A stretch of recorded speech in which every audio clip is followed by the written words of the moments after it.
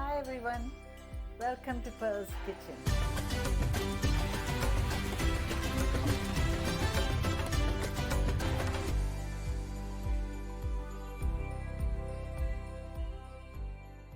If we seek God, He will find us. Amen. Today I'm going to show you how to make Paneer Masala. This is a very good vegetarian dish, and the ingredients that we need for this dish are: here in the frying pan I've got 1 tablespoon of ghee. You keep that separate, and in the karai I've got 2 tablespoons of oil and 2 tablespoons of ghee mixed. And in here in a smaller frying pan I've got 1 tablespoon of besan, and that's gram flour, chickpea flour. And we'll need the paneer, and here I've got 250 grams of paneer. Now this is homemade paneer. If you want to know how to make homemade paneer, I will put the link in the description. And here I've got half a teaspoon of chili powder, quarter teaspoon of turmeric powder, quarter teaspoon of salt, and in here I've got 1 teaspoon of jeera powder, that's cumin seeds, 2 dried whole green chilies, 1 bay leaf, got 1.5 cinnamon sticks, 2 green cardamom that I've popped open, and 3 cloves. I've got 2 large onions, very finely chopped.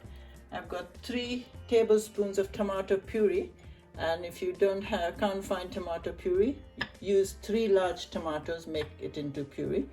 And I've got 1 tablespoon of ginger garlic paste. I've got fistful of coriander.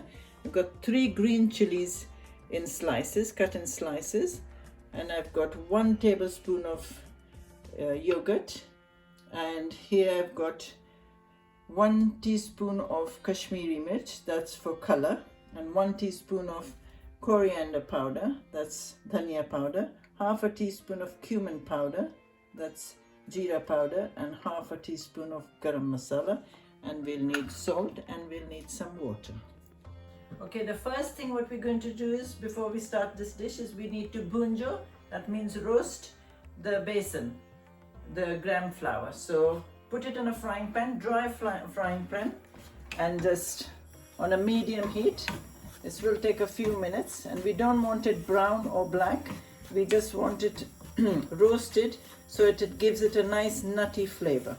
I'll tell you how long it will take. There you go, the gram flour is roasted now. It only took less than a couple of minutes. You put the gas off, and now you put that aside. We'll need that later. And now you can either do the paneer before the roasting the besan. Now what we need to do is take the turmeric, chilies and salt and just sprinkle over the paneer. Because we try not to play with the paneer too much at this point, because you don't want it all crumbling and breaking. So, and then you take the chili powder,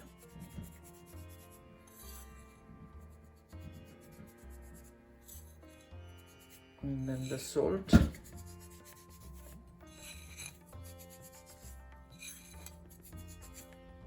can roll it around a little bit,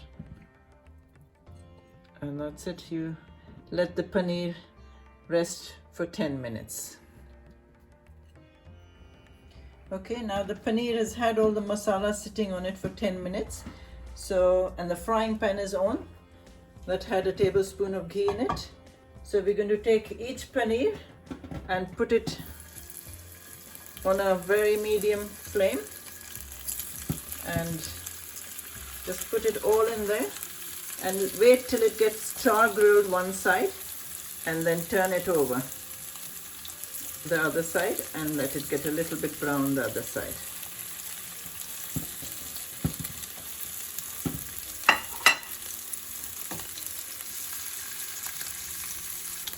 You can see it starts to get like a char grilled, so you start turning them over.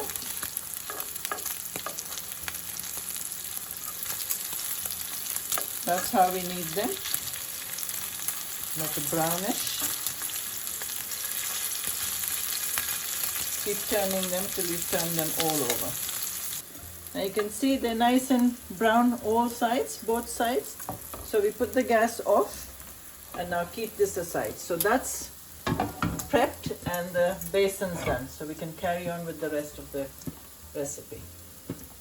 While the paneer is resting and the oil in the karai is hot now, so we're going to add the jeera first.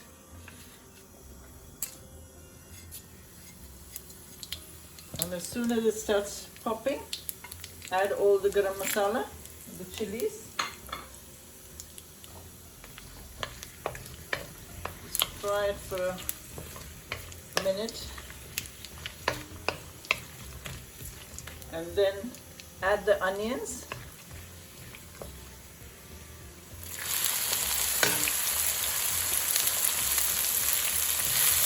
Oh no, the onion needs to be fried till they're nice and golden brown. This should take 5 to 6 minutes. Now the onions are getting golden brown, so we can add the ginger garlic paste at this time and fry that. You can add a spoonful of water, and now you fry the ginger garlic paste for another couple of minutes. The ginger garlic has had its couple of minutes. Now goes in the rest of the dry masala. Stir that a bit. Put another drop of water.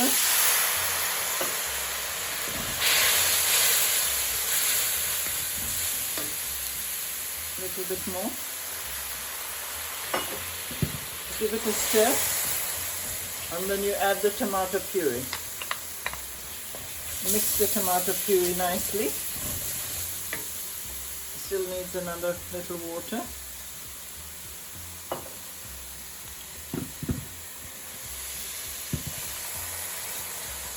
Now keep the gas on a medium flame, and now you keep gundoing or frying the masala for at least 5 to 7 minutes. Okay, the masala has been frying for last 5 minutes. I kept adding a little water at a time, and you can see now it's not sticking anymore, so that means the masalas are done. And I kept stirring it. Now we need to add the besan, because besan, the gram flour is already roasted, so it doesn't need a lot of frying. Add that now and stir that into it, and the gas is still on medium. Add the green chilies after that, and then the yogurt. Now the yogurt, I did say it was 1 tablespoon, it's actually 2 tablespoons of yogurt. So add the yogurt now. And put a little bit of water in the yogurt.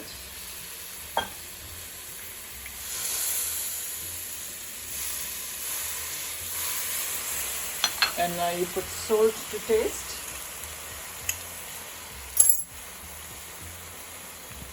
Say around half a teaspoon of salt. And now keep frying the yogurt and the besan and the masalas on a medium flame for another 3 to 4 minutes. Okay, the besan and yogurt's been frying as well for 3 to 4 minutes. Now we need to make some gravy. Now gravy depends on the thickness you want. Keep adding water and keep stirring it. This needs to be like a thick gravy. Keep stirring it. You can put the flame high.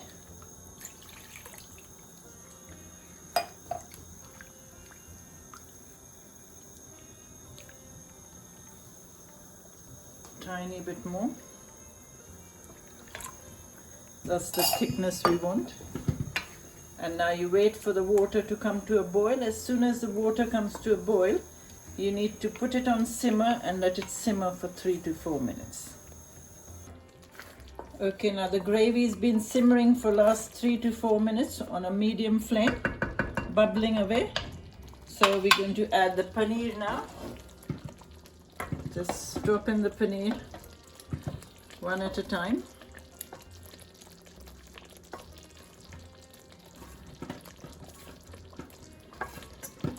Let it all soak in the gravy.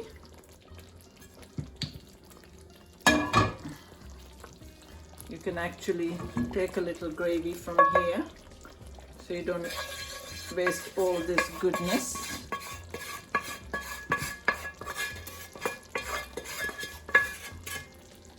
And Now let the paneer simmer in the gravy. You need to put the lid on now and let the paneer cook in the gravy for at least 3 to 4 minutes more. Okay, the paneer's been simmering on a medium flame for 3 to 4 minutes, and we need to put the gas off now because we don't want to overcook the paneer because it will get rubbery. And we can now add the green coriander.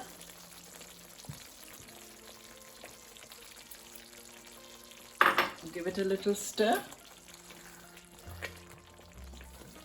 This really looks good and smells absolutely delicious.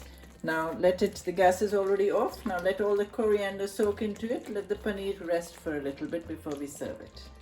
Okay, now that the paneer masala is rested, so we can serve it now.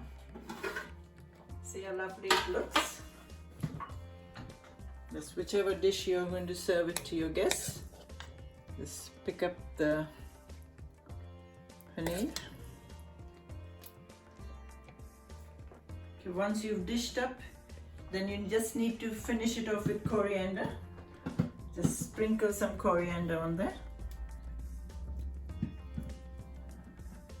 And there you go. That's your paneer masala ready to be eaten. And now this goes very well with garlic naan, plain naan, butter naan, chapati or puri. And in my upcoming videos, I'm going to show you how to make garlic naan and butter naan without the oven. But for now, you go and enjoy this lovely paneer masala. It's really, really delicious, especially for vegetarian. And thank you for subscribing to my channel. And please continue to pass on my link to your family and friends. And don't forget to follow me on Instagram as well for Pearl's Kitchen. And so for now, you go and enjoy this, and don't forget to write on your comments if you like it or you don't like it. And I shall see you next week with some more delicious cooking.